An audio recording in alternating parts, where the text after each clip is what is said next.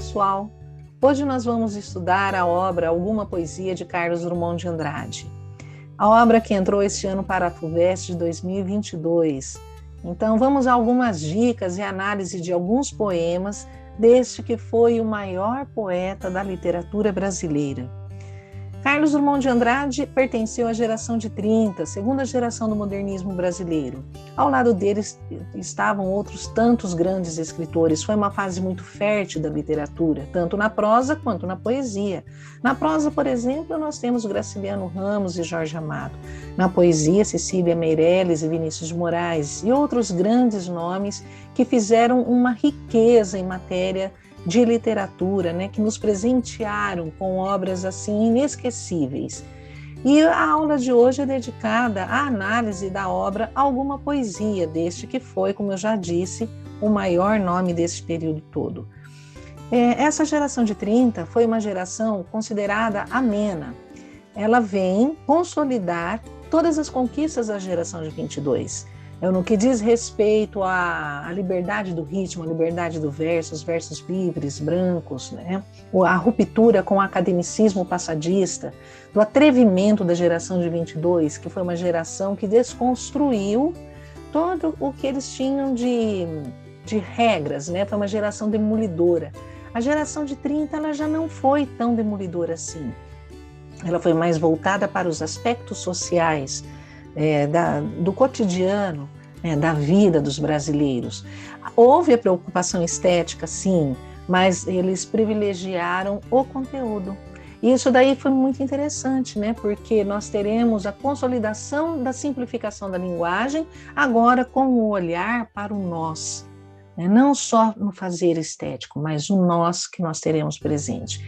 Então, de uma maneira geral, essa geração, ela veio assim com essa percepção nacionalista, né? Um nacionalismo crítico muito intenso, e universalismo das ideias, e o regionalismo, né? Ela também é chamada de neo-realismo, né? Regionalismo literário, porque muitos desses poetas estavam localizados na região norte e nordeste no Brasil, e os romancistas também, e também eles trouxeram assim um aspecto de uma pluralidade cultural muito grande. Então essa realidade social, cultural, econômica, a valorização da cultura brasileira foi muito forte nesses escritores. Por isso que é chamado de neorrealismo, porque elas mantêm todas aquelas perspectivas filosóficas científicas do século XIX, como por exemplo o determinismo, né, o determinismo social, o homem como fruto do meio, o homem determinado pelo momento histórico. Também o positivismo é muito forte, e o socialismo, que foram assim norteadores, né, da evolução das personagens do realismo do século XIX, e que agora eles vêm de maneira engajada. Não vai só abrir um painel social como aconteceu com a literatura do século XIX, mas agora é uma literatura de denúncia, uma literatura de crítica, por isso que é o nacionalismo crítico. Teremos também a influência da psicanálise, né? E aí é uma avaliação psicológica profunda das personagens, que muitos desses autores de 30 trabalharam de maneira brilhante, principalmente Graciliano Ramos, em seus romances, como São Bernardo, Angústia, né? Que também está na FUVEST, e Vidas Secas. E a temática do cotidiano e essa linguagem coloquial. Então, esses traços serão fundamentais para que a gente também compreenda a obra do Drummond. O contexto histórico foi a questão da ditadura Vargas, não é? A partir de 1930 nós teremos aí momentos assim de muita incerteza e apreensão no Brasil e no mundo. E aqui no Brasil, como vocês já estudaram em história, nós teremos aí a revolução, né? Uma revolução que foi mesmo armada em outubro de 1930, e depois, ela, a partir de 37, Vargas assume o poder, né, implantando o Estado Novo. Então é um período muito longo aí, né, essa ditadura Vargas, que vai aí de 30 até 1945, e nesse meio aí a Segunda Guerra. Mas também para a literatura foi um período fértil, como eu já disse, né, porque nós teremos grandes lançamentos. Em 1930, por exemplo, uma jovem, muito jovem, né, Raquel de Queiroz, lança o livro 15, que vai marcar essa literatura. E olha que ela só tinha 18 anos quando ela escreveu esse livro, hein? Lançou o livro aos 20 anos de idade. O 15 é a história dos retirantes, né, nordestinos, fugindo de uma das piores secas que eles tiveram, que foi a seca de 1915. E ela vai retratar ali a angústia, né, o abandono, a denúncia da miséria, das condições miseráveis desses sertanejos. E depois, na poesia, teremos o lançamento do livro Poemas, do Murilo Mendes, que já nasceu iconoclasta, né, nessa liberdade do verso, do ritmo, e depois a conversão dele ao catolicismo também, uma poesia assim muito bonita, né, muito brilhante. E para consolidar, vem o Libertinagem do Manuel Bandeira. Olha o nome, libertinagem, né, que já traduz toda essa liberdade de expressão, que é a profissão de fé do modernismo. Então, o Drummond, que era amigo desse primeiro grupo, principalmente do Mário de Andrade, né, e Manuel Bandeira, ele já vinha ensaiando seus primeiros textos, e em 1930 ele vai lançar alguma poesia.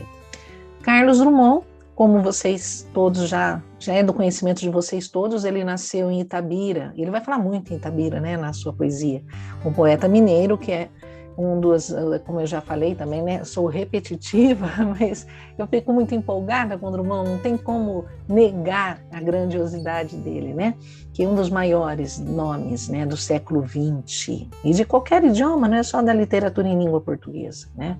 Ele estreou com alguma poesia, mas um pouco antes, né, uns 2 anos antes, ele lança na revista Antropofagia Uma Pedra no Meio do Caminho. E é óbvio, né, que até hoje é um poema que causa estranhamento, e imaginem vocês naquele período, aquelas pessoas, né, os leitores acostumados com a poesia parnasiana, aquela poesia voltada para o belo, com a perfeição estética, né, e de repente ali no meio do caminho tinha uma pedra no meio do caminho, e vai causar uma polêmica tão grande, um estranhamento tão grande, né, que ela será praticamente a gênese, vamos dizer assim, né? O princípio de toda essa literatura drummondiana, né? Toda a literatura dele está envolta dessa questão da pedra no caminho. E ele vai citar, inclusive, até lá no Claro Enigma, né? Quando ele escrever lá para frente, na década de 50, ele ainda retoma essa questão da pedra no meio do caminho.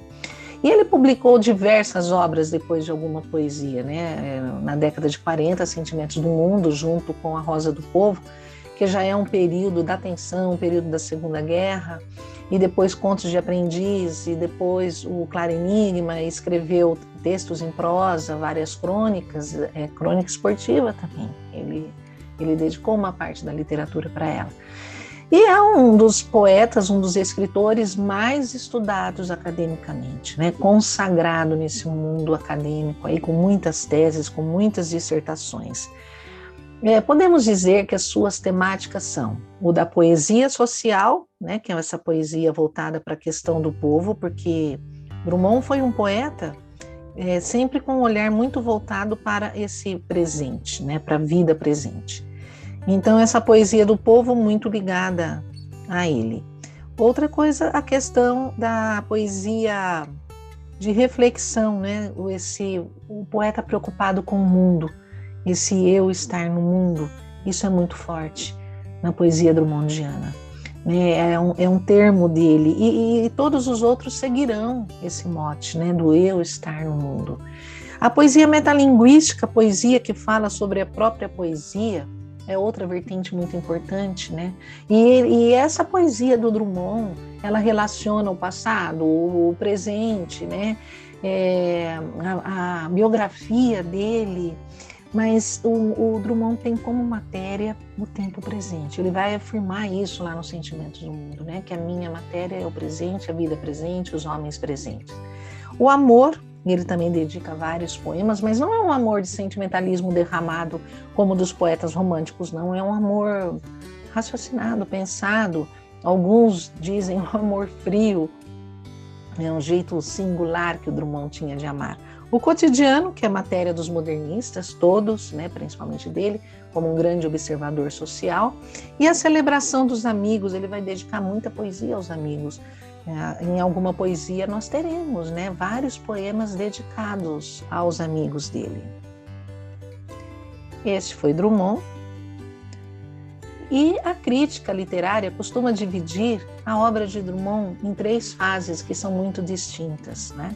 A primeira fase é a fase de um eu maior que o mundo, um eu dessa poesia irônica, né? Ele está nessa fase de redescoberta, né? Nessa fase de revelação desse eu poético.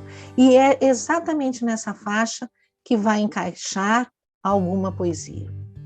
Alguma poesia está na primeira fase dele, né? Na fase irônica. É a identificação com a irreverência, com o humor da primeira geração modernista, com o predomínio do poema curto, dos versos curtos, dos versos brancos, né? Da liberdade rítmica e rímica, né? do verso. Na segunda fase nós teremos um Drummond mais pensativo, um Drummond mais pessimista, né? Que não via saída para as coisas do mundo, essa fase que ele se vê menor que o mundo. É um convite que o Drummond faz a todos os leitores, até aos outros poetas, quando ele fala vamos juntos, vamos de mãos dadas, que eu considero o poema mais bonito dos sentimentos do mundo. Então aí nós teremos uma poesia engajada, uma poesia nos conflitos políticos, sociais, né? Essa poesia forte da década de 30. Então, nós temos um destaque aqui para o livro Sentimentos do Mundo, que já esteve nos vestibulares, e pode ser que apareça em outros, né? Que vocês provavelmente farão também. Sentimentos do Mundo e A Rosa do Povo. A Rosa do Povo eu considero um dos mais difíceis livros que eu já li. Hermético, de uma linguagem extremamente hermética, um livro marcado pelo medo, né, pelo cerceamento da liberdade de expressão na época da ditadura Vargas. E chega a ser um paradoxo, né, porque a rosa, a beleza, né, que deveria ser do povo, no caso a poesia do povo, ela é para todo mundo, menos para o povo, porque se você não tiver o mínimo de conhecimento de teoria da literatura, você não consegue ler. Eu costumo falar que ele é um livro para professores de literatura, para um leitor comum, né? Ele é difícil, ele precisa de um acompanhamento de um professor para o entendimento da obra. E a terceira fase, que é a fase do eu igual ao mundo, que é uma fase mais metafísica, uma poesia mais complexa, uma poesia erudita, uma poesia voltada para o questionamento filosófico existencial, com uma visível retomada dos modelos formais clássicos, né? Não uma retomada do Drummond, porque ele nunca foi clássico, uma retomada dos modelos clássicos. E aqui, nessa terceira fase, ele vai recuperar, por exemplo, os sonetos, ele vai trabalhar com rimas, com versos decassílabos, e é nessa fase que encaixa o livro Claro Enigma, também um livro que exige bastante da gente, né? Exige uma percepção muito grande do leitor. Alguma Poesia é a obra mais fácil do Drummond, é a obra que, vamos dizer assim, dá menos trabalho, de uma leitura bastante fluida, mas não se enganem, nós estamos falando de Carlos Drummond, né? Esse Drummond, esse homem aí da capa desse livro, que é da editora Record, é sensacional, porque é ele o homem que abre o livro, né? É o homem, como ele fala lá no poema das Sete Faces, o homem atrás dos óculos, né? O homem de bigodes. É o Drummond aí com quase 30 anos, amadurecendo, né? Esse Drummond da vida adulta, e a maneira como ele vai encarar essa vida adulta, que para ele é nova, né? Que para ele é transformador em todos os aspectos daquele ser provinciano, da pequena cidade de Itabira, que depois vai se mudar para o Rio de Janeiro, vai trabalhar no Rio, ele se forma em farmácia, mas nunca exerceu a profissão, vai trabalhar como funcionário público. Drummond, ele era filho de fazendeiro, né? O pai dele tinha fazendas, né? Teve terras, e isso ele traz na memória das suas poesias. Mas ele não vai trabalhar com isso, nem ele nem os irmãos, e em algumas entrevistas que vocês encontram facilmente aí na internet, Ele fala que os costumes eram muito rígidos da época dele, óbvio, né? Ele nasceu em 1902, morreu em 1987, né? Com 85 anos de idade. O Drummond, ele veio de uma formação muito rígida, de costumes muito rígidos. Ele tinha uma empregada, né? A família tinha uma empregada que sempre viveu nas terras do pai dele. Então, ele vem de um período pós-escravidão, né? De um período pós-monarquia, porque a escravidão ela foi abolida em 1888. Ele nasceu em 1902. Então, ainda essa sociedade refletia muito esses costumes. E quando ele cita em um dos poemas, né, que a negra que criou, que fazia o café bom, né, ela era da família, vivia com eles, mas ele fala nas entrevistas que ela era filha de ex-escravos. Então, eram costumes muito rígidos dos jovens, né, das calças curtas, que só colocavam calça comprida quando entravam para a idade adulta, dos jovens à procura de mulheres para poder iniciar a vida sexual, né? Então, mas assim, tinha a questão do pecado, o olhar da igreja, principalmente em Minas Gerais, né? Muito forte, que uma igreja nesse período que punha muito medo, né? Então, medo de pecar, medo de tudo. E ele, na aparência, ele é esse ser tímido, esse ser fechado, esse medo, né? Isso ele reflete muito isso. E nós vamos ver como é que ele vai reagir em alguma poesia nesse período dessa revelação desse poeta. Então, mais um pouquinho sobre a obra, né? Publicada em 1930. É uma poesia assim que ele vai desembolsar, né? Ele vai criar uma editora fantasia, vai publicar os 500 exemplares, os primeiros textos, né? E ele já vai abrir o livro com o poema das Sete Faces, né? E na sequência o Infância, depois o Meio do Caminho, Sobrevivente e outros textos assim que são marcantes. Mas esse poema das Sete Faces é o poema que ele já dá o tom do livro, que ele vai mostrar. E como eu já falei para vocês, né, 2 anos antes ele já havia causado. No meio do caminho tinha uma pedra, no meio do caminho tinha uma pedra, né? Então, ele já vem de cara com uma singularidade, né, uma proposta tão única que vai atrair a atenção do público, do leitor, dos escritores da época. No meio do caminho tinha uma pedra no meio do caminho. No meio do caminho tinha uma pedra. Nunca me esquecerei desse acontecimento na vida de minhas retinas tão fatigadas. Nunca me esquecerei que no meio do caminho tinha uma pedra no meio do caminho tinha uma pedra. Vejam bem como que ele vai trabalhar nessa trajetória do meio do caminho tinha uma pedra no meio do caminho tinha uma pedra.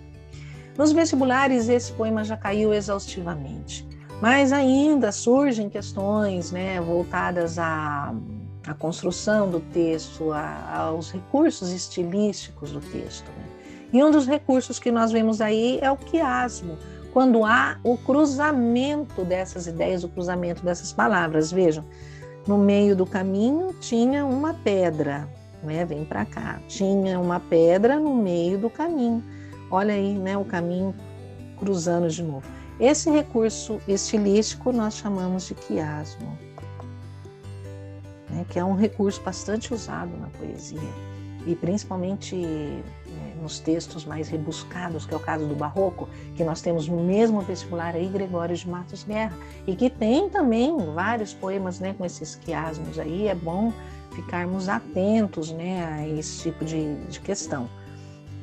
E quando ele começa, né, nesse sonambulismo, nesse vai e vem, formando esse quiasmo, o terceiro verso ele interrompe com tinha uma pedra. Vejam que é uma observação da realidade, né? Uma pedra no sentido denotativo, né? Uma pedra real. Mas depois ele fala no meio do caminho tinha uma pedra, ele confirma. E ele rompe esse ciclo, né? Esse ciclo, esse sonambulismo, com os versos: nunca me esquecerei desse acontecimento na vida de minhas retinas tão fatigadas. Nunca me esquecerei que no meio do caminho tinha uma pedra. Né? Então veja, nunca me esquecerei deste acontecimento na vida de minhas retinas tão fatigadas, são os versos que estão no meio do texto, que interrompem aquele ciclo, que faz com que você pare e retome essa ideia da palavra pedra, né? Nunca me esquecerei, veja, se ele não esquece, né, que no meio do caminho tinha uma pedra, vejam que essa pedra agora ela ganha um novo sentido, não da denotação como do verso anterior, mas o da conotação, né? E aí vem essa questão, né, da plurissignificação dentro do texto, da polissemia, da palavra, do recurso, né, da função poética da linguagem. E aí ele vai trabalhar, né? Tinha uma pedra no meio do caminho, tinha uma pedra, daí essa relação, né, que não é só uma pedra, é um obstáculo, né? Então a função poética aqui ela é muito forte, a polissemia, né, a plurissignificação estabelecida pelo termo pedra. Mas foi um poema que causou tanto, foi assim um escândalo tão grande, que muitos, né, críticos falaram sobre isso, e ele lançou nessa revista de antropofagia, né, e aí falaram que era um poema bárbaro, né, que foi assim um absurdo, que o Drummond mais tarde ele faz um outro livro, né, Uma Pedra no Meio do Caminho, a biografia de um poema, para tentar explicar, né, o porquê da construção desse texto, o propósito do modernismo, né, tamanha agitação e polêmica que esse poema causou. Então, alguma poesia é uma surpresa agradável que talvez reanime os nossos intelectuais. No livro, diga-se de passagem, a emoção, por mais profunda, não se descontrola em derramamentos líricos, podendo viver, portanto, sem excessos, clara e forte como nasceu. Na verdade, essa é inatamente a mais humana das feições poéticas. Olha que coisa linda que o Mário de Andrade escreveu sobre alguma poesia, né? Então ele impactou, ele foi arrebatado. E aí nós temos um Drummond que ele tem um lirismo, mas não é aquele lirismo altamente subjetivo, né? Aquele lirismo amoroso que nós estávamos acostumados lá com Camões, né? Com a poesia romântica. É um lirismo pensado, um lirismo raciocinado, que veio assim para comover. Em 1930, quando o Drummond publica, né, ou alguma poesia, ele foi assim bastante mencionado, né, pelos cronistas da época, né, pelos intelectuais da época, e principalmente por Mário de Andrade, que era amigo dele, né, um intelectual de muito respeito, foi secretário de Cultura em São Paulo, foi ele o motivador da Semana de Arte Moderna, que aliás eu acho que só virou por conta da presença e da seriedade do Mário de Andrade. E ele vai escrever, né, que ele vai fazer uma crítica sobre esse livro, né, que ele vai falar que ele é um livro sensacional, né, um livro assim que veio para marcar, que veio para ficar. Quanto à estrutura da obra, né, alguma poesia, ele ganhou muito fôlego, né, logo após a Semana de Arte Moderna. É um livro pequenininho, um livro composto só de 49 poesias. E esse livro do Drummond, ele vai arrebatar o público porque ele traz nessas 49 poesias, esses 49 poemas que são bastante curtos, né, fáceis, como eu disse, de ler, uma identificação com o leitor, né? E é uma identificação que eu diria assim, de reflexão, de uma realidade que nós observamos através da construção desse eu poético, desse eu que ele cria para alguma poesia. Então, esses são os poemas todos que vocês têm no catálogo do livro aí, né? Começa pelo poema das Sete Faces, Infância, que são, assim, os poemas mais lidos dele, né? Poemas bastante contemplados. O que é que nós temos aí, né? Assim, de aspectos dentro desse livro, né? De uma maneira geral. Ele vai tratar aí do lirismo, né? Com bastante humor, né? E um humor assim levado por um tom mediativo, né? Meditativo e irônico. Uma observação muito desencantada dos fatos, às vezes a gente percebe um lírico meio que tá assim, sabe, como se tivesse lotado, cheio, né? Que ele olha para aquilo e fala, eita, vida besta, meu Deus, né? Algumas poesias marcadas com bastante sensualismo, a celebração dos amigos, né? E a reflexão aguda sobre o amor e a morte. Em poemas aparentemente tão simples, nós teremos um susto na leitura, né? Como, por exemplo, em Stop, a vida parou ou foi um automóvel? Então, esse momento do stop, né? Essa mistura do estrangeirismo com a língua portuguesa, que é a consolidação, né, da conquista da geração de 22, ele traz em poemas curtinhos, né, mas que faz com que a gente reflita, né? O que está acontecendo? Né? O que aconteceu? A vida parou? Ou foi um automóvel? Ou seja, o automatismo humano, né? O não olhar mais para o outro. Então, essa questão da plurissignificação que é muito importante, porque são versos muito sintéticos, né? Num estilo cubista, cuja coesão é interna dentro deles, né? E isso daí faz com que a gente precise prestar o máximo de atenção. Quanto aos aspectos formais, né? O coloquialismo, muita marca de oralidade tem em alguns poemas, como por exemplo, né, o vocábulo trem. Primeiro é danado para falar de trem, né? Os trem da cozinha, por exemplo, né? Então tem bastante isso na poesia dele, um vocabulário simples, a ordem direta da escrita, os versos curtos, versos brancos, né, sem rimas, poema pílula, que são os poemas curtinhos, né, de versos curtos, 3 versos, que é o caso desse Stop, né, a vida parou ou foi um automóvel. O cubismo, que é um estilo que atraiu bastante Drummond, nós percebemos essas imagens justapostas na poesia dele, né, e é muito importante observar como ele vai trabalhar essas figuras no texto para poder compreender a temática. O poema em prosa comparece também, né, que é o poema Outubro de 1930, que é um poema bastante legal, que ele vai falar sobre essa Revolução de 30. Alguns poemas em versos maiores, né, em versos livres, em versos longos. A poesia metalinguística, quando ele reflete sobre a própria poesia, quando ele faz o diálogo com os outros poetas do modernismo, né, ou com precursores do modernismo, ele vai fazer um diálogo, inclusive, com William Blake, né, poeta do século XVIII, final do século XVIII, e um poeta, assim, que escandalizou, um poeta que no William Blake ele foi o primeiro a falar da questão do sensualismo da mulher, né, atacar aquele conservadorismo fechado da igreja, que cerceava a liberdade de expressão, né? Uma visão do anticlericalismo, que depois vai entrar em voga a partir do século XIX. Drummond leu William Blake, né? E tanto é que uma das poesias que nós vamos analisar faz um diálogo, né? O que nós chamamos de relação dialógica, né, com o texto. E também a poesia cíclica, que eu observei muito nesse texto, né? Ele começa falando do homem multifacetado, né, do anjo torto, e ele termina com o poema da purificação, né, que já é o poeta purificado, o poeta pronto, né, a voz lírica feita. É muito bacana. Quanto à linguagem, né, a linguagem utilizada em alguma poesia é essa linguagem coloquial, essa linguagem fluida, essa linguagem consolidada, né, desse cotidiano imagético. É a linguagem que veio para a literatura, a linguagem que veio para ficar.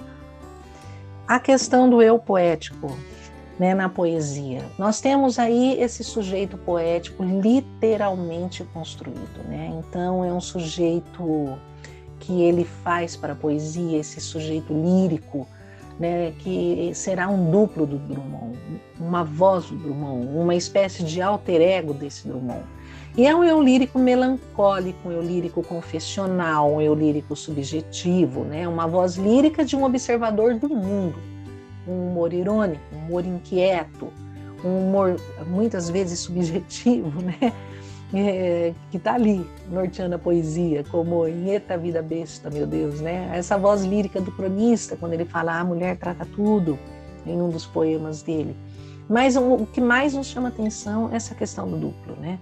é um eu que está ali presente, né? Um eu que é revelado de cara no primeiro poema. Quando ele fala, vai, Carlos, ser ghost na vida, né? A divisão temática de alguma poesia, né, ela pode ser dividida aí em 6 temas, né? O tema do provinciano que se revela e se descobre, o tema do cronista que era poeta, né, que ele vai falar sobre os diálogos modernistas à procura da poesia, os primeiros poemas de amor e o olhar subjetivo para o espaço. Esses temas foram abordados pelo professor Maurício Soares Filho, né, que fez uma análise belíssima, publicada pela editora da Somos, que é assim uma análise muito interessante sobre o texto do Drummond. E o poema das 7 faces, né? Nós vamos dar uma olhadinha agora sobre esse ghost. O que é ghost, né?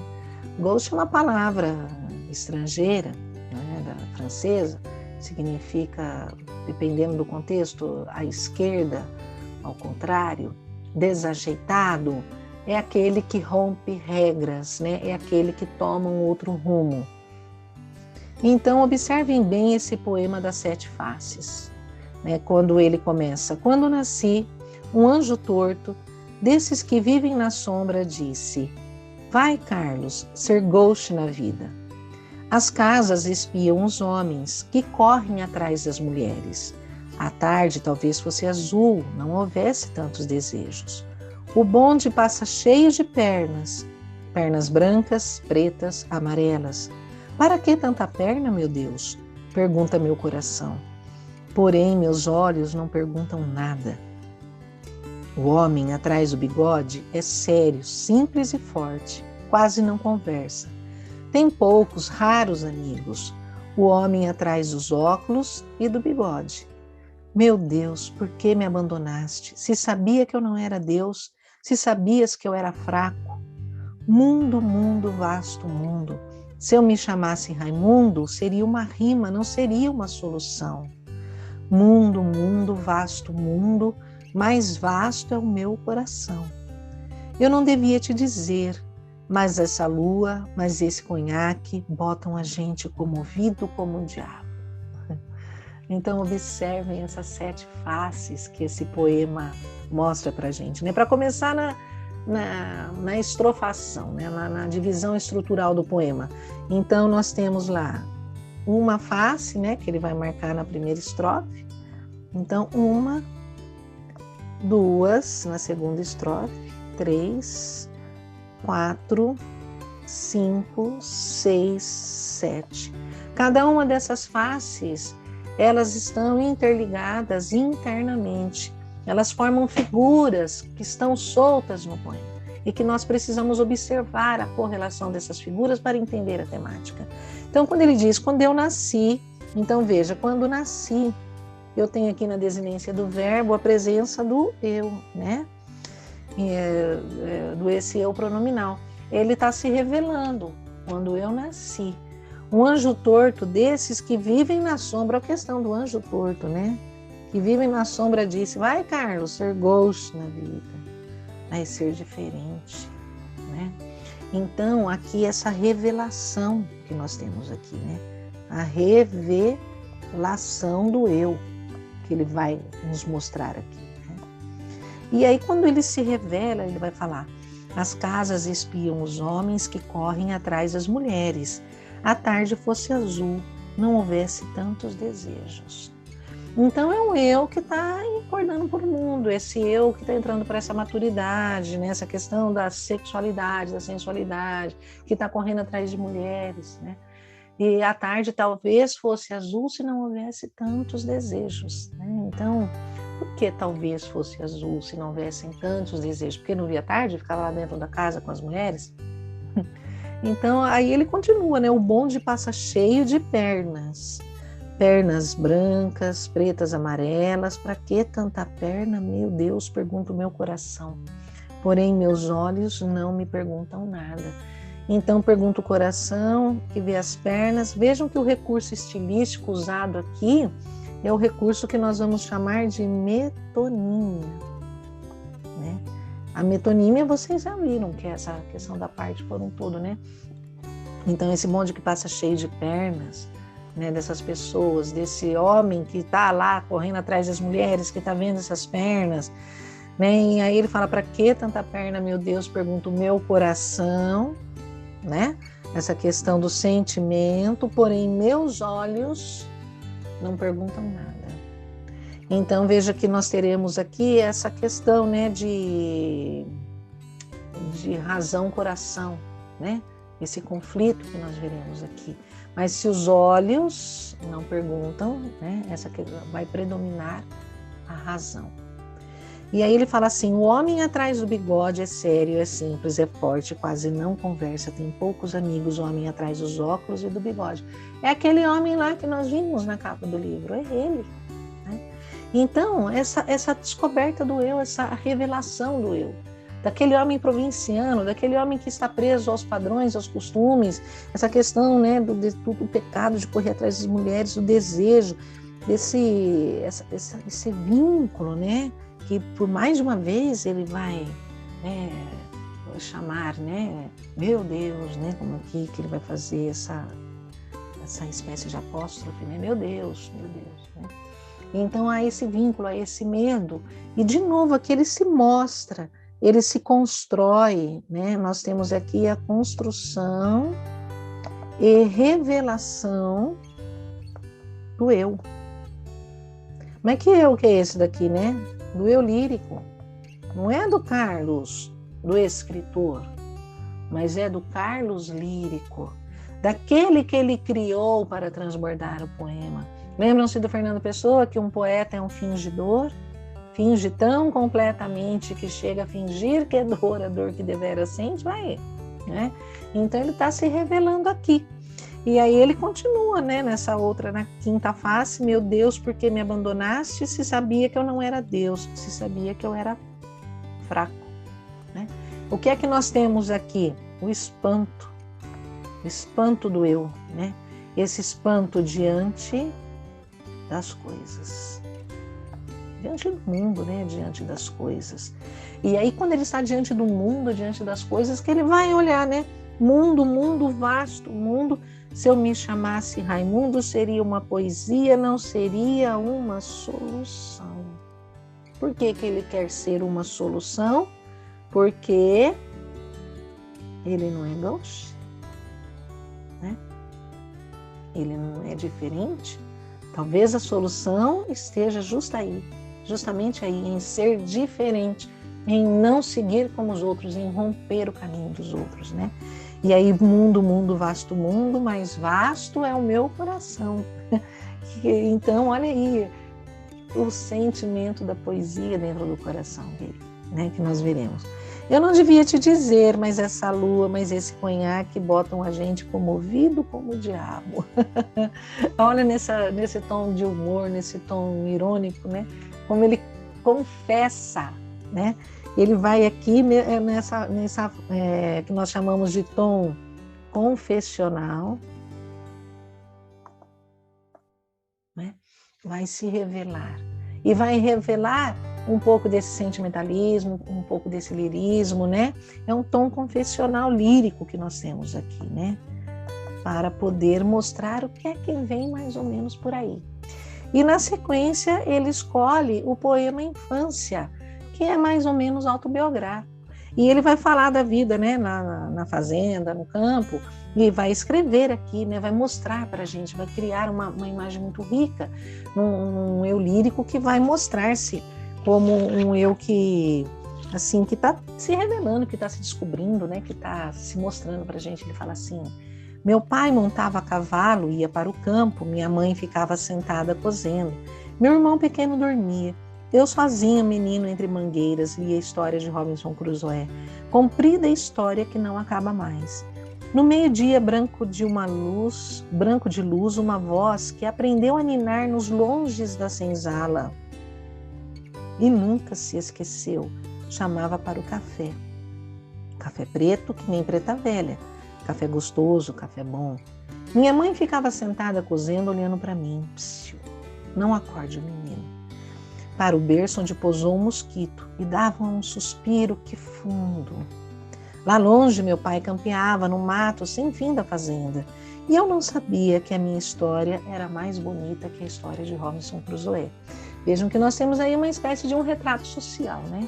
Do pai que campeava, do pai que estava no campo, da mãe que cuidava da casa, dos filhos, né? Da preta velha, né? Que trabalhava lá. E aí que ele vai falar assim, no meio branco, no meio-dia branco de luz, uma voz que aprendeu a ninar nos longes da senzala, né? Dessa herança que ela trouxe, de cuidar da família, de cuidar do outro, né? E aí ele fala assim, e nunca se esqueceu, chamava para o café, café preto que nem preta velha, olha o coloquialismo, né? Café gostoso, café bom. E a mãe, ele vai comparar, essa que cuida, essa que está lá no acorde menino, né? Que depois nós veremos que será o anjo, né?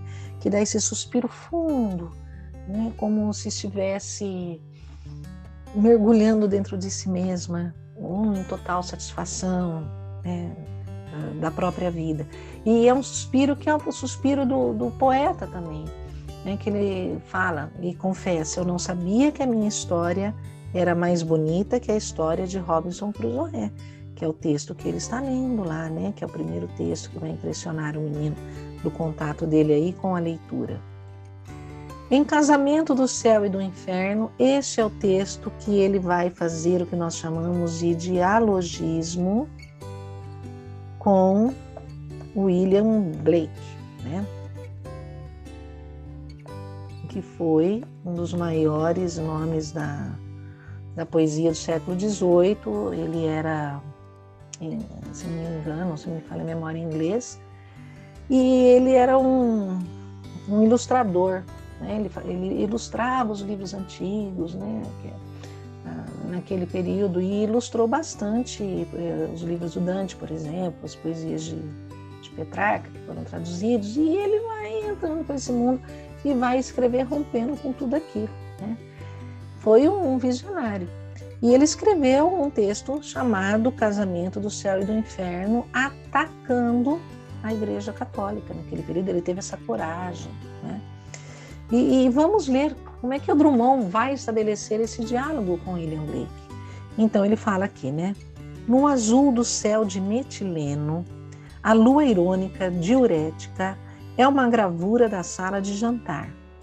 Anjos da guarda em expedição noturna velam sonos púberes, espantando mosquitos de cortinados e grinaldas. Pela escada em espiral, diz que tem virgens tresmelhadas, incorporadas à Via Láctea, vagalumeando. Por uma frincha, o diabo espreita com o olho torto. O diabo tem uma luneta que varre léguas de 7 léguas e tem um ouvido fino que nem violino. São Pedro dorme e o relógio do céu ronca mecânico. O diabo espreita por uma frincha. Lá embaixo suspiram bocas machucadas. Suspiram rezas? Suspiram manso de amor. E os corpos enrolados ficam mais enrolados ainda, e a carne penetra na carne. Que vontade de Deus se cumpra, que a vontade de Deus se cumpra. Tirante Laura e talvez Beatriz, o resto vai pro inferno. Vejam o que ele coloca aqui, minha gente. Dá uma olhada nisso. Olha o que ele faz. Prestem atenção. Vamos dar uma olhada aí nesses diálogos que ele vai promover, né? Porque é um texto que ele dialoga com modernistas.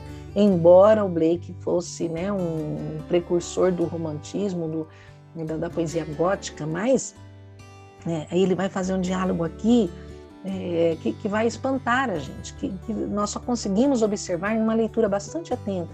Começa no primeiro verso. No céu azul de metileno, né? O metileno tem a ver com a cor azul, é uma substância química. Agora, quem que vai interessar por esse negócio de substância química? Parece que ele está falando aqui do Augusto dos Anjos. Lembram-se do Augusto dos Anjos, lá do pré-modernista, né? Ligado a essa questão do naturalismo, né? Do cientificismo. Então, já temos a pista, né? No azul, olha só, do naturalismo, do cientificismo, né? Vamos até anotar isso aqui para a gente não esquecer, né? Do metileno, né? Essa relação que ele vai fazer com Augusto dos Anjos, o naturalismo, né? Esse cientificismo. Mas em que momento que isso vai fazer sentido? Quando ele coloca aqui, ó, a lua irônica diurética. Gente, lua diurética. Né? Uma lua diurética, dali tá urinando todo mundo, tá lá no céu, tá aqui, o pessoal aqui embaixo tá essa lua irônica, diurética. Olha que ruptura que ele faz com com o ideal de beleza da poesia, né? Da poesia parnasiana principalmente, voltada para a descrição do belo. Então essa lua diurética, né, que ele vai assustar, ele vai assombrar os poetas da época. Ele vai falar assim, é uma gravura da sala de jantar. Ele está fazendo uma descrição de espaço. Depois ele fala assim, anjos da guarda em expedição noturna velam sonos púberes, espantando mosquitos de cortinados e grinaldas. Onde que nós vimos alguém espantando o mosquito do bebê que estava no berço dormindo? Olha, a mãe dele, lá do poema, lá do infância. Né? Ele vai lá, vai lembrar da mãe aqui, que ele vai fazer, né, essa retomada. Esse olhar com ternura. A mãe é um anjo, né? Velam sonos púberes, espantando mosquitos de cortinados e grinaldas. Pela escada em espiral, diz que, olha como ele grafou, né? Tem virgens tresmelhadas.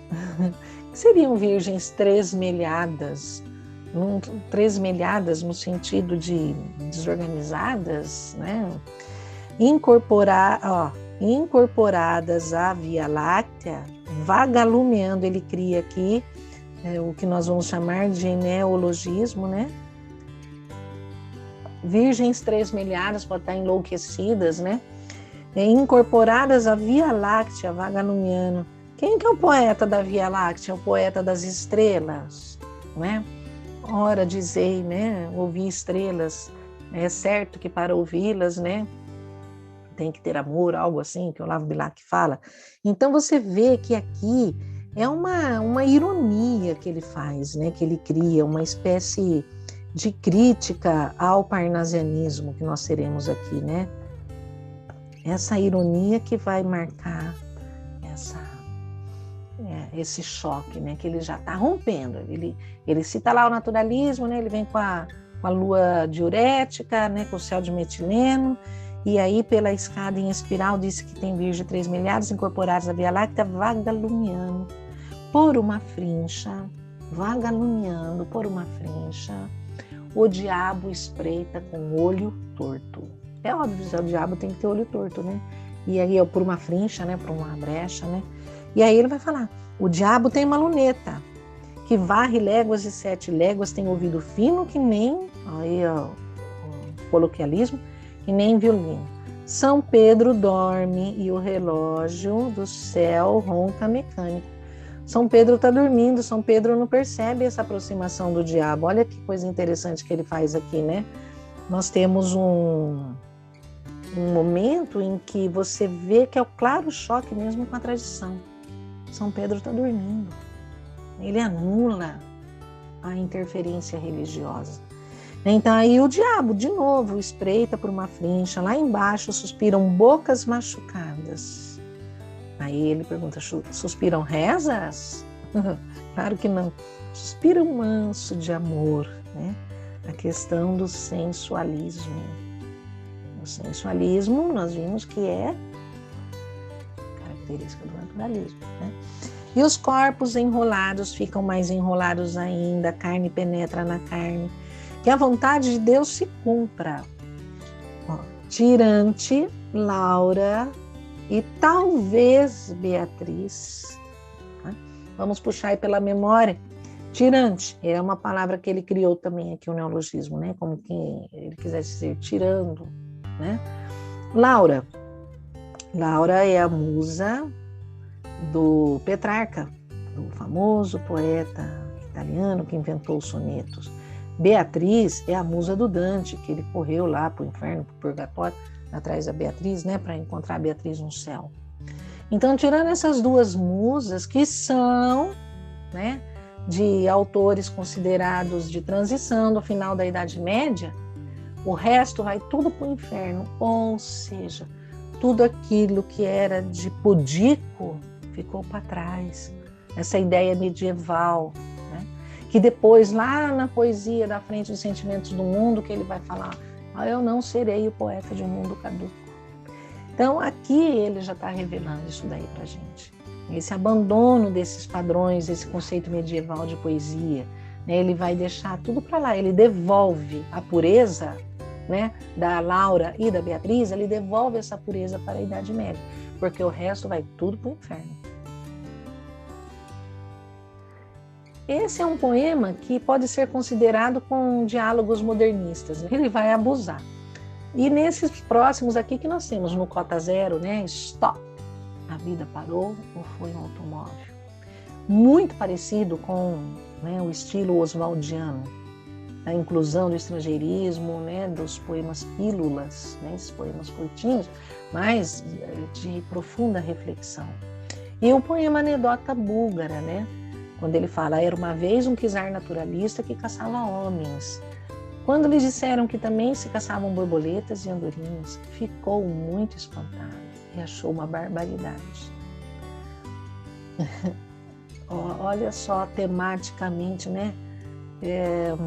Chega a dar até um rebuliço na nossa memória se compararmos com a contemporaneidade.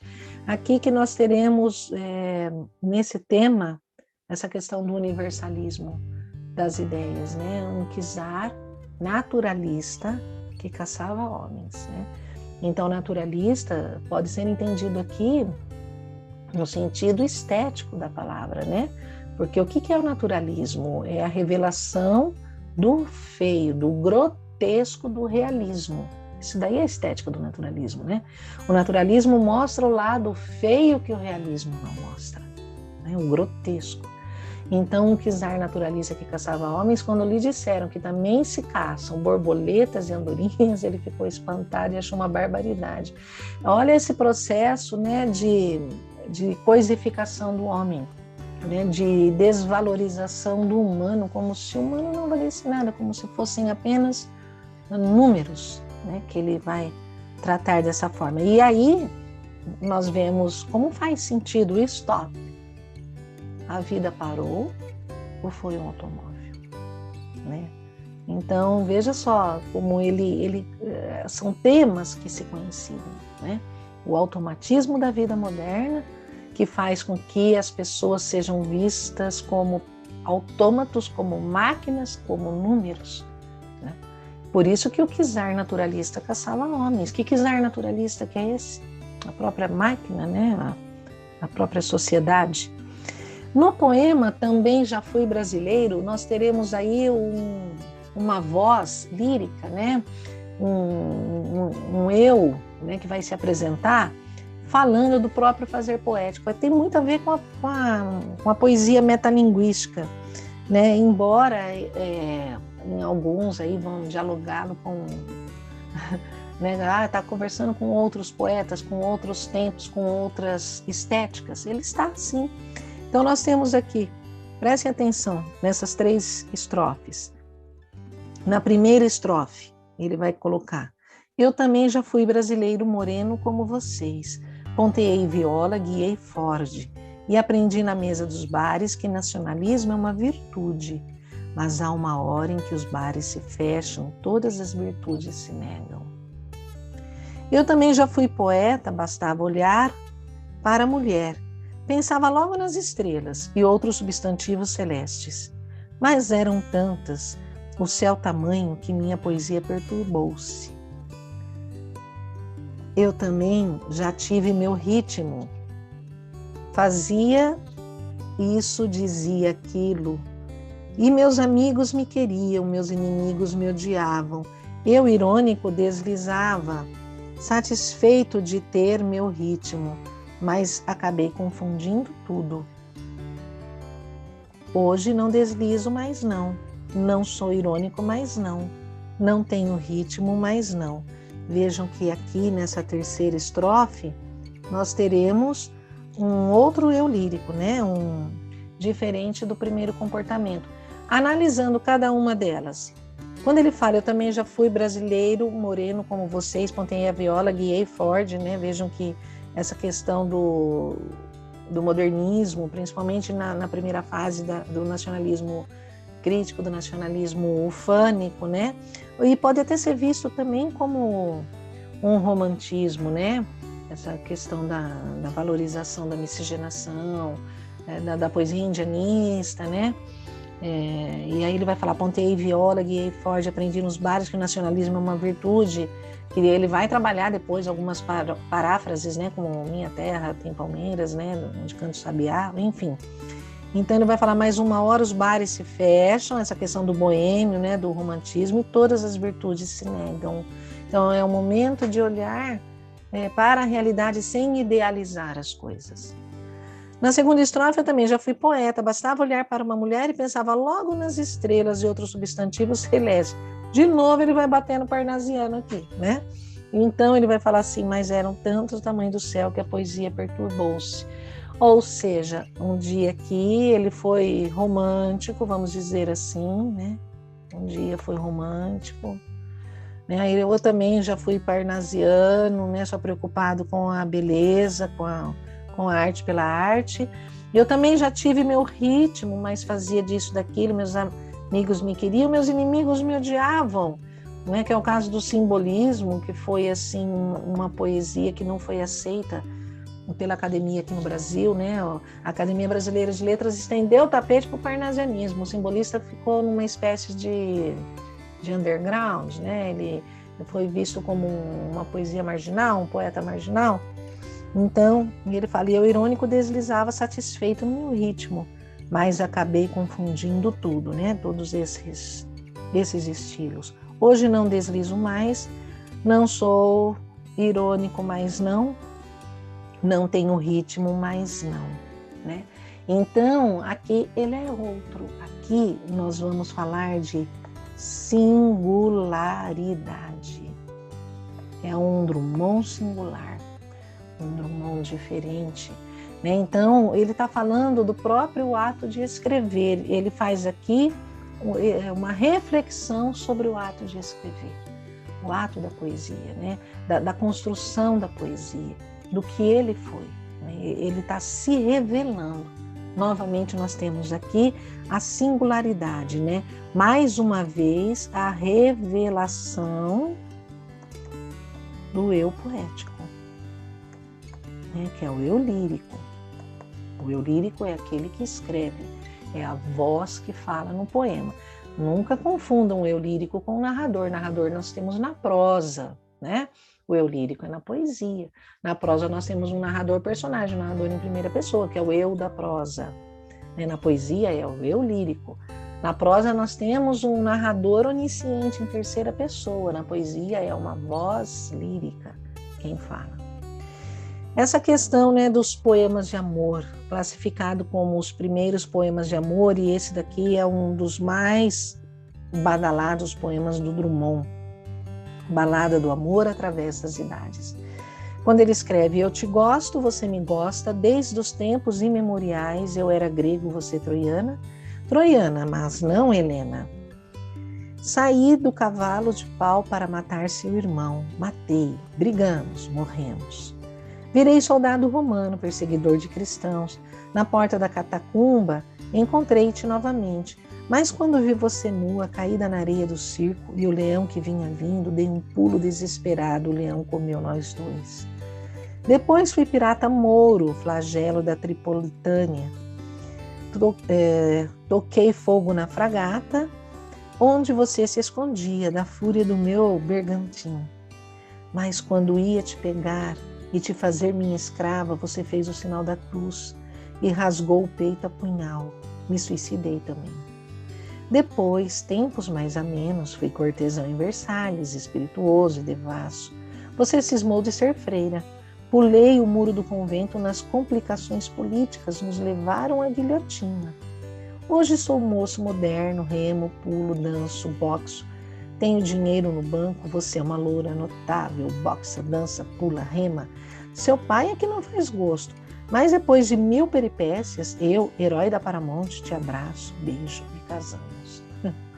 Muito bonito esse poema, muito legal. Veja que ele está trabalhando aqui com essas questões de épocas, da eras do amor, né? De como esse amor, como esses encontros eram tratados em determinadas épocas e como que era essa imaginação desse encontro amoroso, né? Do herói com a heroína. Como é que isso se procedeu nessas épocas todas? Então, quando ele está se referindo, né, ao objeto dele de desejo, à mulher amada, né, essa relação do eu com a mulher amada, que ele fala que desde os tempos imemoriais, eu era grego, você troiana, né? Veja que ele coloca aqui, né, troiana, mas não Helena, né? Não tem assim a beleza da Helena. Saí do cavalo de pau, matei, brigamos, morremos. Quer dizer, se ela não tem a beleza destruidora da Helena, né? Então, ela era dele, embora, né, não altamente idealizada, como acontece depois, no futuro, né? Na época do romantismo. Aí depois virei soldado romano, a época da medieval, ele vai falar, né? Então veja só, aqui é o amor visto na antiguidade, né? E aí ele vai citar a Guerra de Troia. Depois virei soldado romano, perseguição de cristãos, aqui a era medieval, né? Que ele vai abordar. Te encontrei novamente, vi caída na areia do circo, o leão que vinha vindo, deu um pulo desesperado, o leão comeu nós dois. Ele sofrendo, tentando salvar esse amor. Depois fui pirata moro, flagelo da Tripolitânia, fiquei fogo na fragata, onde você escondia da fúria do meu bergantim. Quando ia te pegar, te fazer minha escrava, você fez o sinal da cruz, rasgou o peito, apunhal, me suicidei também. Aqui nós já temos um olhar ali, século XVI, né? Mais ou menos esse período de grandes navegações. Aí depois ele vai falar, depois tempos mais amenos, né? Já mais tranquilo aí, fui cortesão em Versalhes, né? Espirituoso, devasso, você cismou de ser freira, a influência da igreja, aqui a questão do século XIX mesmo, né? Dos amores proibidos, de que a mulher ia para o convento, né? O homem virava padre. E aí ele pula no convento, guilhotina. Hoje sou um moço moderno. A época que ele escreve aqui é século XX. Então, se a gente fosse dividir por séculos, né, Idade Média, sei lá, que período desse daqui, século VIII, por aí, né, ou antes até. Depois século XV, mais ou menos aqui dos mouros. Depois século XIX em Versalhes. Aqui século XX, né, sou moço moderno, remo, pulo, danço, boxo, né. O seu pai não faz gosto, mas depois de 1000 peripécias, eu, herói da Paramount, te abraço, beijo, nos casamos. Então, o que a gente vê aqui é uma espécie de olhar, né, desse eu lírico para esse amor, que passou por uma pluralidade de existências, né? Então, foram várias as existências desse amor e que se consagra agora, ela numa loira sensacional, né? É bem bacana quando ele retrata essa questão da época, né, dessa pluralidade das existências, que acaba sendo o eixo temático desse poema, né, a pluralidade das existências do amor, desse encontro, né, do eu com a mulher amada. O poema Quadrilha é, assim, um dos poemas que também causou muito espanto e um dos poemas que chamou muito a atenção dos poetas desse período aí da década de 30, né? Então ele escreve Quadrilha. João amava Teresa, que amava Raimundo, que amava Maria, que amava Joaquim, que amava Lili, que não amava ninguém. João foi para os Estados Unidos, Teresa para o convento, Raimundo morreu de desastre, Maria ficou para a tia. Joaquim suicidou-se, Lili casou com J. Pinto Fernandes, que não tinha nada a ver com a história, né? Eu acho que faltou aqui um pedaço aqui, né, que não tinha entrado na história. Vejam só, quando ele faz essa referência, né, casou com J. Pinto Fernandes. Diz que no primeiro poema que ele escreve, era um outro nome, um nome estranho, que ele dá ao personagem Brecheirodes, né? E aí o Mário de Andrade leu, não gostou do tal do Brecheirodes e fala assim, nossa, mas por que você não substitui para J. Pinto Fernandes? Porque esse J. Pinto Fernandes, essa abreviação, é uma referência que nós temos aqui ao nome comercial, né? É uma referência comercial, um nome comercial, como se fosse uma placa que tivesse ali, né, de uma empresa. Então, veja só, Lili casou-se com J. Pinto Fernandes, quer dizer que não estava na história, ele está fazendo o quê? Uma espécie de análise desse comportamento social, de um casamento por interesse, de repente. Então, vejam que nós temos aqui a poesia de um observador, né? De um observador meio desencantado, né? Meio não, né? Bem desencantado, né? Do João que amava Teresa, que amava Raimundo, que amava Maria, que amava Joaquim, que amava Lili, que não amava ninguém. Né? Ela estava isenta, ela estava na dela. Né? Então, João foi para os Estados Unidos, Teresa para o convento, Raimundo morreu de desastre, Maria ficou para a tia, Joaquim suicidou-se. E Lili casou com J. Pinto Fernandes, que sequer tinha entrado para a história. Então, ele está aqui observando essa questão desse momento presente, da realidade, né? Esse nome comercial, como se esse J. Pinto Fernandes fosse o nome da empresa, de um dono de uma empresa, quem sabe? Quem sabe a crítica que não está por trás desse poema, né? E que não é cíclico, né? Que ele não fecha, vai nesses desencontros, né? Que amava um, que amava outro, que amava outro, e não amou ninguém. Ou seja, essa questão do amor, ele se transforma, né? Não é aquela ideia do viveram felizes para sempre. Desconstrói a visão romântica de amor. Ah, mas Quadrilha é um poema de amor? É. Olha como o Drummond vê essa relação, essa questão do sentimento, né? É a desconstrução da visão do amor, daquele amor romântico, daquele amor do viveram felizes para sempre, que vai desaparecer aqui. Agora, o Lanterna Mágica, né? É uma das partes mais impressionantes, que eu mais gostei, assim, que me deu um tchan, né? Ao retomar a leitura de alguma poesia. Porque Lanterna Mágica são 8 poemas, né? O poema 1, que é Belo Horizonte, depois Sabará, Caeté, Itabira, São João del Rei, Nova Friburgo, Rio de Janeiro e Bahia. Então, se você pegar esses 8 poemas e somar os 49, tem gente que vai falar, então alguma poesia tem 57 poemas. Não, porque Lanterna Mágica é um poema dividido em 7 partes, né? Então, o que seria a Lanterna Mágica? Vejam a ilustração que acompanha o poema, né? Essa visão do cinema. Né? O que é o cinema, se não é a junção de várias fotografias e várias imagens que, compostas numa sequência, em uma determinada velocidade, elas geram um movimento. É isso daí que ele faz. Então, essas poesias de Lanterna Mágica são poesias, assim, muito, muito fragmentadas, que exigem bastante do leitor um olhar, assim, muito atento, né? Muito... vamos dizer assim, muito subjetivo, à proposta que ele coloca no texto.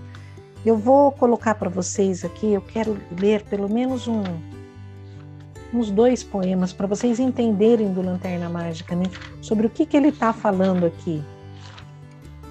Olha, quando ele se refere a Belo Horizonte, esse daqui é o meu livro, né, de poesias do Drummond, é uma obra única da editora, olha, fazendo propaganda da editora Nova Aguilar, né, no papel Bíblia, é um livro muito bacana, né, que tem a obra completa dele, da poesia. E aí ele abre aqui, né, no poema Belo Horizonte, ele fala assim: meus olhos têm melancolias, minha boca tem rugas, velha cidade, as árvores tão repetidas, debaixo de cada árvore faço minha cama, em cada ramo dependuro meu paletó, lirismo. Pelos jardins Versalhes, ingenuidade de velocípedes, o velho fraque na casinha do alpendre com 2 janelas dolorosas. Janelas dolorosas. Vejam aí essa questão da figuração, né? da personificação. Mas olha, prestem atenção, principalmente na segunda estrofe: debaixo de cada árvore faço minha cama, em cada ramo dependuro meu paletó, lirismo. Pelo jardim Versalhes, ingenuidade de velocípedes, ingenuidade de velocípedes. Olha a imagem que ele cria, né? O que seria uma ingenuidade de velocípedes? Né? Veja como ele constrói imagens que aparentemente elas não têm ligação umas com as outras. Então nós temos aqui uma influência muito grande do surrealismo dentro da poesia de Drummond, além do cubismo, né? Que é muito presente, da justaposição dessas imagens, também temos a influência do surrealismo. Ele fala assim: o velho fraque na casinha de alpendre com 2 janelas dolorosas, né? Que seriam as janelas dolorosas, a janela que abre para o mundo, que dá a vista para o mundo. Então ele está falando aqui da cidade de Belo Horizonte, dessa movimentação, né, de Belo Horizonte, e que é a capital de Minas. Depois ele vai falar sobre Sabará, sobre Caeté, sobre o próprio Itabira, que é a cidade de origem, né, com quem ele fala assim com bastante carinho. E quando ele fala de Sabará, principalmente, ele fala da chegada da siderúrgica. Então nós teremos aí um poeta muito observador, essa relação do Drummond com o espaço, né, com a mineração, principalmente, né? E depois ele fala de São João del Rei, que ele vai falar, né, da própria cidade, das sombras de São João del Rei, da importância de São João del Rei, né? Que ele vai falar da melancolia, por ser uma cidade bastante importante, cidade que está naquele circuito das cidades históricas de Minas, né? Vai falar do Rio de Janeiro, e quando ele fala do Rio de Janeiro, ele vai falar da violência, das cores, do vermelho, né? Do sinal do Rio de Janeiro, das mulheres, dos vícios, né? E ele vai falar dos assassinatos, e ele fala assim, né? E dos adultérios, e tantíssimos pontos do vigário, da pilantragem, né? Que ocorre nesse Rio de Janeiro. Então ele vai fazer muita retomada aí. E aí ele vai falar da Bahia, e é muito interessante quando ele fala da Bahia, porque ele não tem o que falar, ele nunca foi para a Bahia, né? Então essa 8ª parte só está assim, Bahia, é preciso fazer um poema sobre a Bahia, mas eu nunca fui lá. Então olha o humor irônico do Drummond, como é bastante bacana, né? Como é bastante interessante dentro da poesia dele. Então, por isso que é a lanterna mágica, né? A junção dessas imagens, a junção dessas figuras formulam o tema, né? Desse olhar subjetivo para o espaço, né? Com um olhar lírico, né? Por isso que ele coloca aquele ponto lá no primeiro, né? Do Belo Horizonte, lirismo. Então, já imagina que nós teremos aí um texto poético, né? Dentro, cumprindo as funções poéticas da linguagem, de provocar a emoção do leitor, que é esse o propósito dele. O Cidadezinha Qualquer, de novo esse olhar dele para o espaço, que ele vai falar assim: casa entre bananeiras, mulheres entre laranjeiras, pomar, amor, cantar. Um homem vai devagar, um cachorro vai devagar, um burro vai devagar, devagar as janelas olham. Eita vida besta, meu Deus. Então, olha aí a ironia, né, desse eu maior que o mundo, dessa voz lírica. Vejam que não tem a presença pronominal, né, do eu lírico aqui. Aqui ele vai funcionar como uma espécie, né, de um narrador, observador, um observador social, um observador dos costumes do interior, né, daquela vidinha, da timidez das casinhas desse interior, desse sertãozão do Brasil aí, né, que se fecham quando a gente passa. E aí ele vai falar, né, as casas entre as bananeiras, que estão nesse interior mesmo, né, desse Brasil sertanejo, não está entre prédios, não está com avenidas, né, mulheres entre laranjeiras. Essa é uma referência à flor de laranjeira, muito usada para fazer aquelas grinaldas das noivas, né? Então, dessas moças que estão se preparando para se casar, né? Pomar, amor, cantar. E aqui ele dá esse tom, ele confirma no 3º verso essa imagem das mulheres entre laranjeiras. E aí, na 2ª estrofe, um homem vai devagar, um cachorro vai devagar, um burro vai devagar. Então, nós temos aqui esse cotidiano, né? Que ele nos mostra de uma vida sem correrias, né? De uma vida simples, muito tranquila, muito sossegada, né? Dessa lentidão. É um lugar que o progresso não chegou ainda, né? Aí ele fala: devagar as janelas olham, a personificação aí, né? Aí ele fala assim: eita vida besta, meu Deus. Então essa vida besta é para essa lentidão das coisas, né? Para essa monotonia que ele está colocando. E a monotonia, ela é expressa aqui no plano da expressão também, não está só no conteúdo. Observem o começo desses versos, né? um homem vai devagar, um cachorro vai devagar, um burro vai devagar. Então nós temos essa repetição, né? Essas palavras, os versos começam com a mesma palavra. Então ele reforça essa ideia, né? Dessa monotonia no texto. E devagar, olha devagar, repete aqui também, mas devagar, devagar, né? E aí depois devagar as janelas olham. Então é esse ritmo lento dessa vida sem perspectiva, sempre da mesma maneira que ele coloca. Então, olha o Drummond voltado para o cotidiano, né? Nós temos aqui, de fato, essa questão, né, desse olhar do poeta para o cotidiano, para as coisas reais, né, para a realidade imediata e para o presente, para aquele instante em que ele está vivendo. Então, esse é o Drummond, né, que ele vai se concretizando cada vez mais. Na poesia Outubro de 1930, aqui vem essa temática, né, do cronista que era poeta, né? Então, o que é um cronista? O que é uma crônica, né? Crônica nós sabemos que é um texto em prosa que faz um retrato imediato de um acontecimento, né?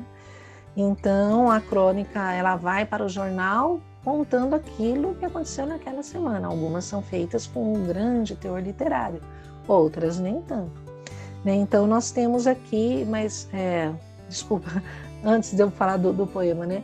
Voltando para a questão da crônica, que eu disse que umas bem literárias, outras nem tanto, por quê?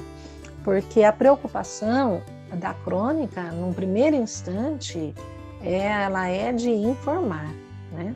E depois ela começa a formar esse leitor, né? Ela vai provocando a reação do leitor, né? Essa interação do leitor com a vida. E aí a crônica ela sai do jornal e vai para livro, né? Vai virar literatura. Então aqui ele também escrevia crônicas.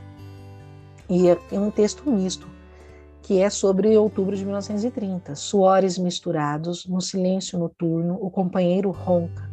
O ruído igual dos tiros e o silêncio na sala, onde os corpos são coisas escuras. O soldado deitado pensando na morte. O poema. Agora vem o parágrafo. De 5 em 5 minutos, um ciclista trazia ao Estado-Maior um feixe de telegramas contendo comprida a trepidação dos setores. O radiotelegrafista, ora triste, ora alegre, empunhava um papel que era a vitória ou a derrota.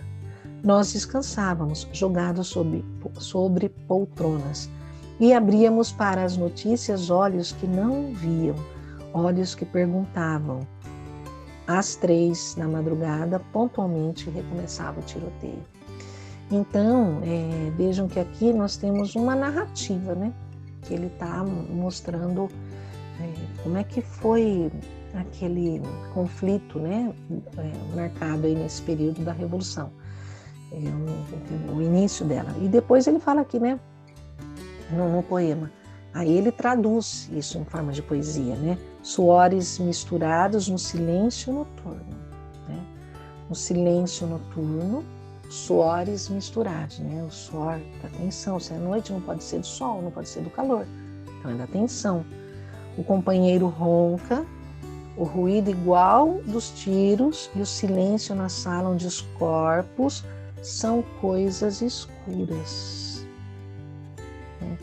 Os corpos são coisas escuras.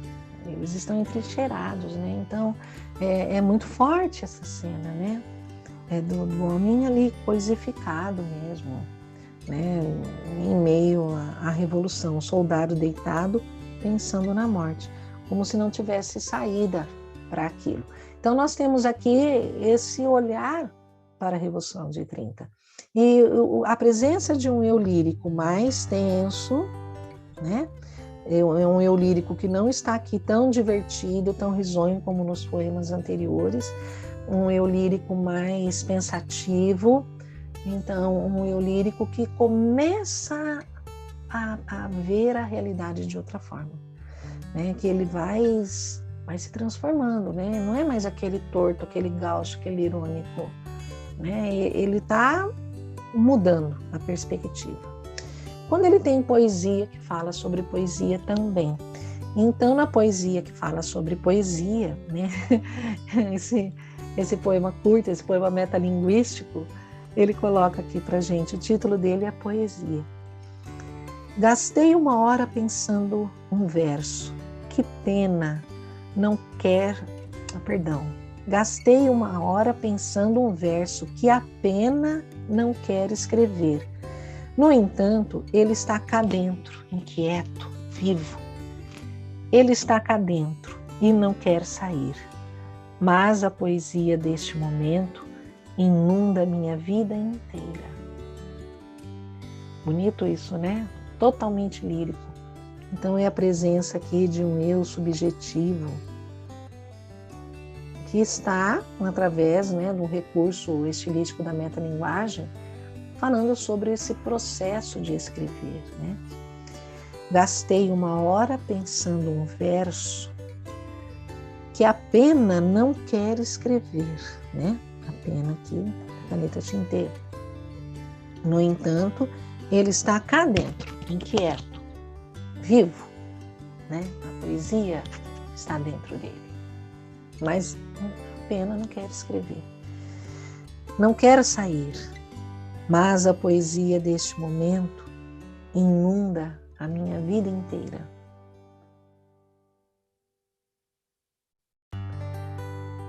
E eu acho que por hora tá bom, né? Nós já fizemos uma boa análise de alguns poemas, de alguma poesia do Drummond. Eu espero ter ajudado vocês, né? Revejam os poemas, anotem aí os recursos estilísticos, poderão vir perguntas sobre isso daí, né? Além da interpretação. Eu espero ter ajudado a todos e até a próxima aula.